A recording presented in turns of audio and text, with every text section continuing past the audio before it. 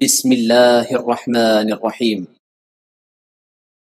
السلام عليكم ورحمة الله وبركاته. الحمد لله وكفى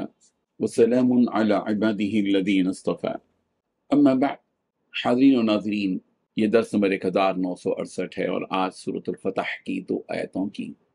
تلاوت اور تشریح کی جائے گی۔ آیت نمبر 8 اور 9۔ چلیے سب سے پہلے ہم ان 2 آیتوں کی تلاوت کرتے ہیں، لفظی ترجمے اور ترجمے کے بعد تشریح کرتے ہیں۔ اعوذ باللہ من الشیطان الرجیم، بسم اللہ الرحمن الرحیم۔ إنا أرسلناك شاهدا ومبشرا ونذيرا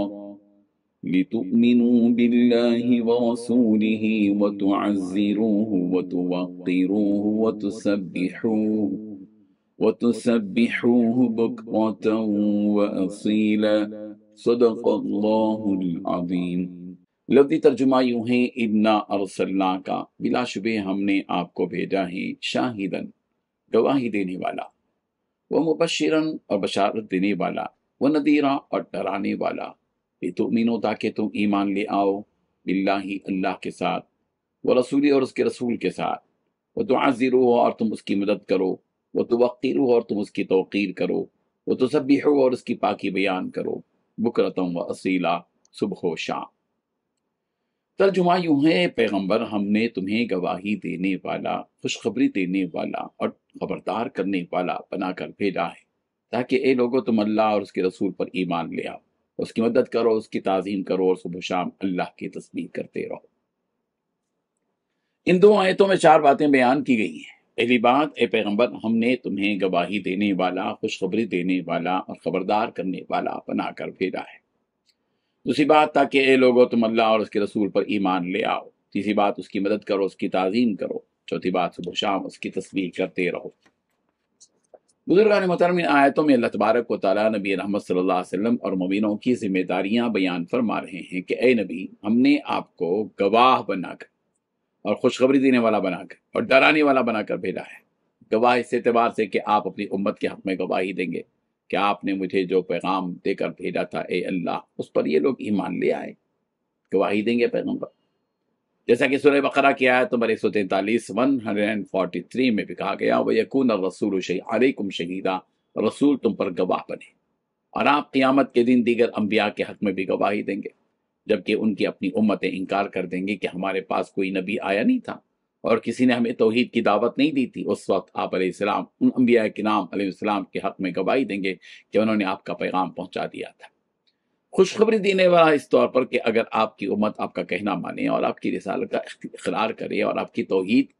کا بھی اقرار کرے تو آپ انہیں جنت کی خوشخبری سنائیں، اور اگر وہ آپ کی بات نہ مانے، آپ کی رسالت اور ہماری توحید کا انکار کر دیں تو انہیں آپ جہنم کی ہولناک اور اس کے عذاب سے ڈرائیں۔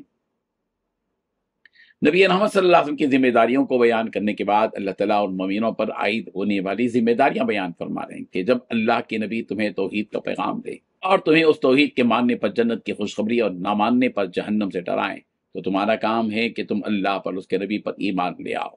اور ان کی کہی ہوئی باتوں پر عمل کرو۔ ان جن چیزوں کے کرنے سے انہوں نے تمہیں منع کیا ان سے رک جاؤ، اور جب وہ تمہیں جہاد کا حکم دیتا تم ان کے ساتھ جہاد میں نکل کر ان کی مدد کرو، اس نبی کی تعظیم اور احترام کرو کہ ان کے سامنے اپنی آواز کو پست رکھو۔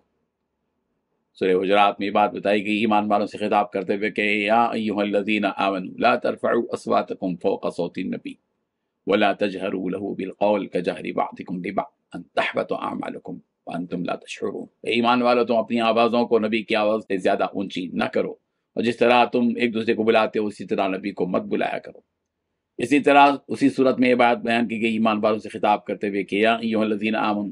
لا تدخلوا بیوت النبی الا، سورہ احزاب کی آیت نمبر 53 میں یہ بات کہی گئی ایمان والوں سے خطاب کرتے ہوئے، یا ایھا الذین آمنوا لا تدخلوا بیوت النبی الا ان یؤذن لکم، اے ایمان والو، بغیر اجازت نبی کے گھر میں مت چلے جایا کرو۔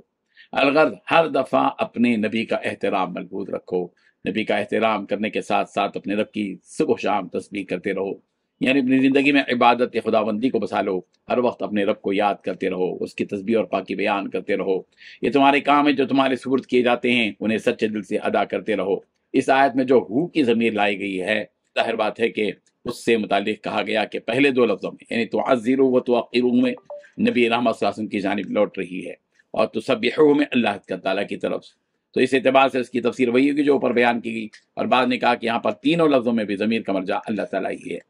تو اس وقت اس کی تشریح یہ ہوگی کہ تم اللہ کے دین اور اس کے رسول کی مدد کے ذریعے اللہ کی مدد کرو، جیسا کہ سورہ محمد کی آیت نمبر 7 کہا گیا ہے، ان تنصروا اللہ ینصرکم، اگر تم اللہ کی مدد کرو گے تو وہ تمہاری مدد کرے گا، اور تم اللہ کی تعظیم کرو اس طور پر کہ اللہ کو ان تمام چیزوں سے پاک جانو جو اس کے لائق نہیں ہے، جیسے کہ بیوی کا ہونا، اولاد کا ہونا، شریک اور بیٹیاں وغیرہ۔